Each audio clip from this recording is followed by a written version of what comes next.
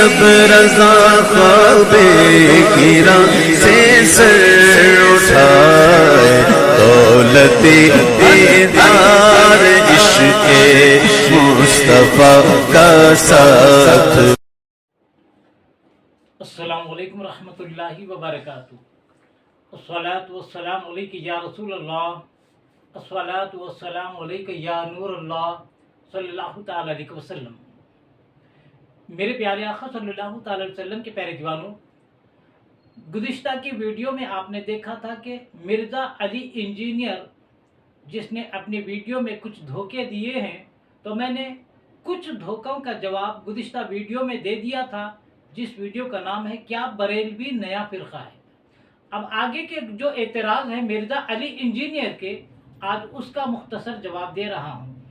मिर्ज़ा कहता है कि देवबंदी बरेलवी दोनों हनफी होने के बावजूद एक दूसरे को काफिर क्यों कहते हैं और मस्जिदें हासिल करने के लिए सर क्यों फाड़ते हैं।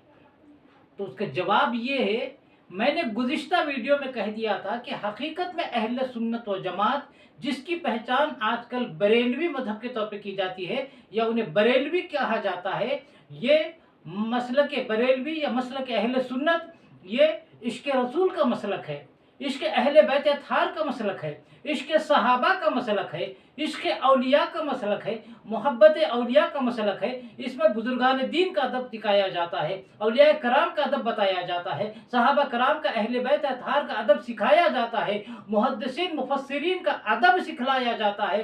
तो गोया ये मसलक अहले सुन्नत व जमात जिसको बरेलवी कहते हैं, वो प्यार मोहब्बत वाला, अदब वाला, ताज़ीम वाला, एहतराम और तौक़ीर वाला मसलक और मजहब है।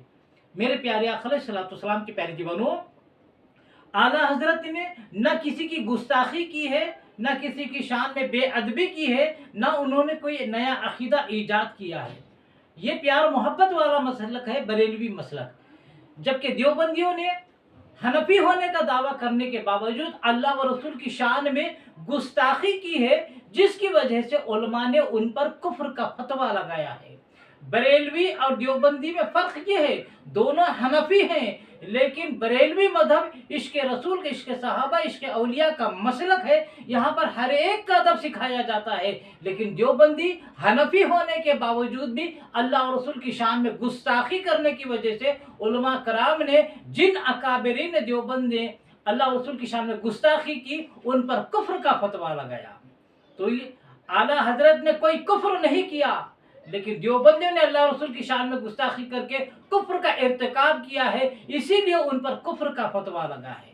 मेरे प्यारे आका अलैहिस्सलातु वस्सलाम के प्यारे जीवनों, मामला ये है, आला हजरत ने अपने इल्म से, खुदादा सलाहियत से अहले सुन्नत व जमात के अकायद को रोशन सबूत दिया और वहाबियों का, देवबंदियों का, उस दौर के जितने बातिल फिरके थे उनका मुंह तोड़ जवाब दिया। तो आला हजरत का तो जवाब तो नहीं दे सके, उनका इल्म की रोशनी में मुकाबला तो ना कर सके, बल्कि उल्टा उन्होंने क्या किया, बदमज़हबों ने, वहाबियों ने, देवबंदियों ने उन्हें रज़ाख़ानी फ़िरक़े का बानी कहा, उन्हें काफिर कहा।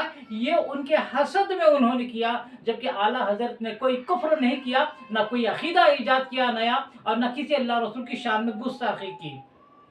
मेरे प्यारे आका अलैहिस्सलातु वस्सलाम के प्यारे दीवानों, अब यहाँ पे एक नुक्ते की बात कहना चाहता हूँ। आज का देवबंदी, आज का वहाबी अपनी कम इल्मी और जहालत से आला हजरत को काफिर कहते हैं, बरेलवियों को काफिर कहते हैं, लेकिन इन्हें खुद नहीं मालूम, इन देवबंदी वहाबियों को, कि इनके अकाबिरीन ने आला हजरत को आशिक़ रसूल तस्लीम किया है और मुसलमान तस्लीम किया है और बरेलवियों के पीछे नमाज पढ़ने को जायज़ कहा है।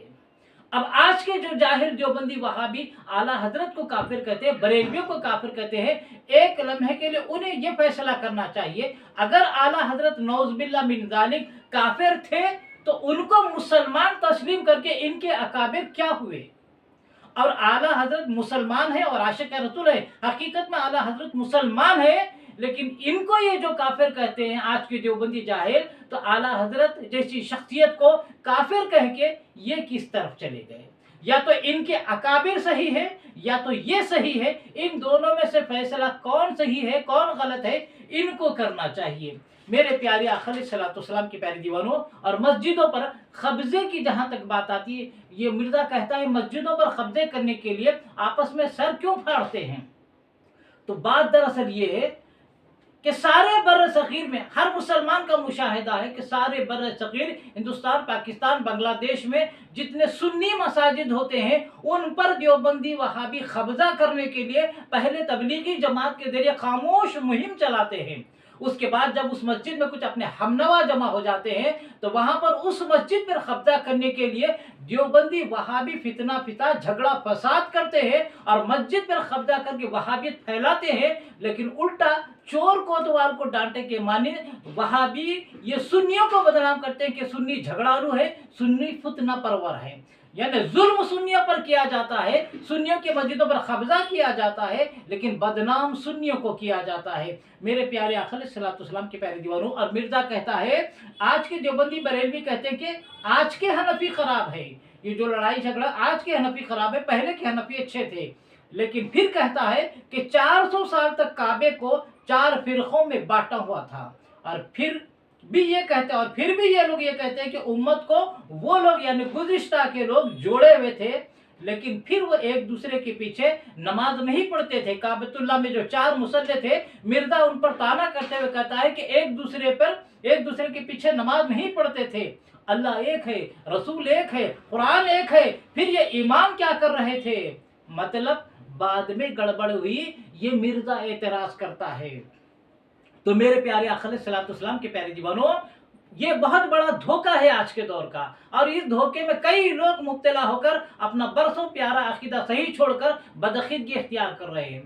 तो ये हनफी, शाफी, मालिकी और हम्बली 4 फिरके नहीं हैं, बल्कि ये चारों अहले सुन्नत के हैं। अकायद में सब एक है, अकायद में सब मुत्तफिक है, मसाइल में इख्तलाफ है।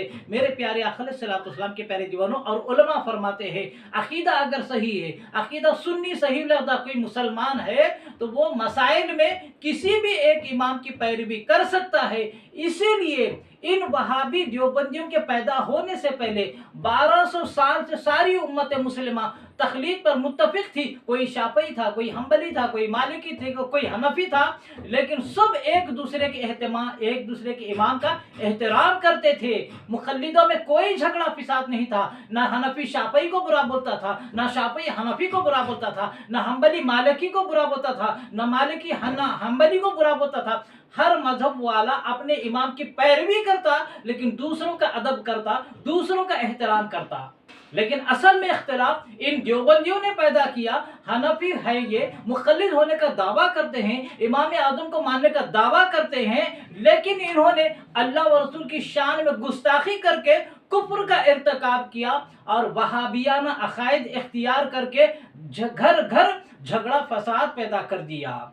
लिहाजा अकीदे में फिसाद होने की वजह से देवबंदियों को उनकी हनफियत कुछ भी काम नहीं आएगी। पहले अकीदा है और बाद में अमल है, लिहाजा अकीदे में झगड़ा, अकीदे में बिगाड़ है देवबंदियों के, इसलिए अल्लाह इनकी हनफियत इनको कोई काम नहीं देगी। मेरे प्यारे आका अलैहिस्सलाम के प्यारे दीवानों, हकीकत ये है कि फिक़ा में किसी एक इमाम की भी पैरवी करना जायज़ है, ये सारे उलमा इरशाद फरमाते हैं। लेकिन अगर शाफई इमाम हनफी मुसल्ली पीछे है तो उनका अगर वो मसाइल नमाज में रियायत करता है तो वो शाफई के पीछे हनफियों की नमाज हो जाती है। जैसे मिसाल के तौर पर बता रहा हूँ कि अगर शाफियों के पास, इमाम शाफी के जो मानने वाले असर की नमाज का वक्त उनके पास 3 बजे शुरू होता है, और समझे हनफियों के पास 3:30 बजे नमाज शुरू होता है असर का। तो अगर शाफी इमाम पीछे हनफी मुसल्ली है तो उनका ख्याल करते हुए 3:30 बजे या उसके बाद अगर असर की नमाज पढ़ाए तो हनफी शाफी के पीछे नमाज पढ़ सकता है, क्योंकि वो सुन्नी सहीहुल अकीदा है। और एक मिसाल, शाफियों के नज़दीक सर के चंद बालों पर, 1-2 बालों पर भी अगर मसा कर दे तो उनका मसा हो जाता है, उससे नमाज पढ़ते हैं। लेकिन हनफियों के पास चौथाई सर का मसा करना फर्ज है। लिहाजा शाफी इमाम अगर चौथाई सर का मसा कर ले और नमाज पढ़ाए तो पीछे उसके हनफी नमाज पढ़ सकते हैं। मेरे प्यारे आका अलैहिस्सलातु वस्सलाम के प्यारे दीवानों, तो ये है, अगर इमाम शाफई है लेकिन पीछे मुसल्ली हनफी भी है, शाफई भी है, लिहाजा वह हनफियों की रियायत करे तो हनफी शाफई के पीछे नमाज पढ़ सकता है। लिहाजा मेरे प्यारे आका अलैहिस्सलातु वस्सलाम के प्यारे दीवानों, आखिरी बात ये है कि जैसे आज हर आदमी धोखा देता है, हर बदअकीदा धोखा देता है, जैसा मिर्जा धोखा दे रहा है, अल्लाह एक है, रसूल एक है, कुरान एक है, लेकिन इमामों ने ये झगड़ा फिसाद करके दीन के टुकड़े कर दिए। लिहाजा इन इमामों को मानने की जरूरत नहीं है। कुरान हदीस पढ़ो, जो समझ में आए उस पर अमल करो, जो समझ में ना आए उसको छोड़ दो। ये जो धोखा देते हैं, तो जवाब इसका ये है, अक्लमंद जो है उसको बात समझ में आएगी। अल्लाह एक है, कुरान एक है, और हदीस भी एक है, और हर चीज एक है। अल्लाह एक है, नबी एक है, कुरान है, और हदीसें भी वही है। लेकिन इन इमामों ने क्या किया है, हर कस नाकस को ये सलाहियत नहीं होती, ये इल्म नहीं होता कि वो कुरान हदीस से मसाइल निकाल कर अमल करे। तो इन इमामों ने कुरान और हदीस को पढ़कर अवाम तक मसाइल अख्द करके पहुंचाए कि किस मसले में किस मसले पर अमल करना है, किस मसले पे क्या अमल करना है। तो इमामों ने कुरान और हदीस का बनज़र गैर मुतालिया किया, बगौर मुतालिया करे, और मुतालिया करने के बाद मसाइल निकाल कर उम्मत तक पेश फरमाए कि इन पर अमल किया जाए। तो मेरे प्यारे आका अलैहिस्सलातु वस्सलाम की प्यारी दीवानों, ये इमाम अइम्मा मुज्तहिदीन जो मुज्तहिद हैं, और मुज्तहिद अगर सही फैसला करता है तो उसे दुगना सवाब है, और अगर ये गलती भी करता है तो इसको एक गुना सवाब है। लेकिन अवाम के लिए नजात का रास्ता यही है कि वो मसाइल में किसी एक इमाम की पैरवी करते हुए जिंदगी गुजारे, इसी में उसकी कामयाबी है। मेरे प्यारे आका अलैहिस्सलातु वस्सलाम के प्यारे दीवानों, अब ये जो आजकल कुछ लोग ऐसे मिजाज के हैं कि एक मसले में इमाम शाफी की पैरवी करे, दूसरे मसले में इमाम हनफी की पैरवी करे, इमाम आज़म की, तीसरे में मालिकी की पैरवी करे, और चौथे में हम्बली की पैरवी करे। लिहाजा ऐसी आवारा मिजाज और लोगों को हदीस में आवारा बकरी से तशबीह दी गई है कि कभी इस इमाम के फैसले पर अमल करता है, कभी उस इमाम के मसले पर अमल करता है। लिहाजा अल्लाह के रसूल ने ऐसे लोग जो मुख्तलिफ इमामों की पैरवी करते हैं, एक मसले में इस इमाम को माना, दूसरे मसले में इस इमाम को माना, तीसरे मसले में उस इमाम को माना, चौथे मसले में उस इमाम को माना, किसी एक मुय्यन इमाम की तकलीद नहीं करते, हर तरफ भागते फिरते हैं, चरते फिरते हैं। तो ऐसों को अल्लाह के रसूल ने, मैं नहीं, अल्लाह के रसूल ने कहा आवारा बकरी की मिसाल दी है, जो कभी इस बकरे के पास जाती है, कभी उस बकरे के पास जाती है। तो आजकल माशरे में ऐसे भी बदबख्त है, तो जिनको जिस इमाम का मसला आसान दिखा उस मसले पे अमल करिए, इस मसले में इस इमाम का मसला आसान दिखा, इस मसले पे अमल करिए। लिहाजा ये आवारा मिजाजी दीन में नहीं चलेगी। अवाम के लिए, आम मुसलमान के लिए जो गैर मुज्तहिद है, उसके लिए जरूरी यही है कि किसी एक इमाम की पैरवी करते हुए जिंदगी गुजारे। मेरे प्यारे आका अलैहिस्सलातु वस्सलाम के प्यारे दीवानों, मुमकिन है गुज़िश्ता वीडियो जो मैंने बनाई थी कि क्या बरेलवी नया फिरका है, और आज की इस वीडियो को देखने के बाद मिर्जा अली इंजीनियर हो, या आज के जो वहाबी हैं जो धोखा देते हैं,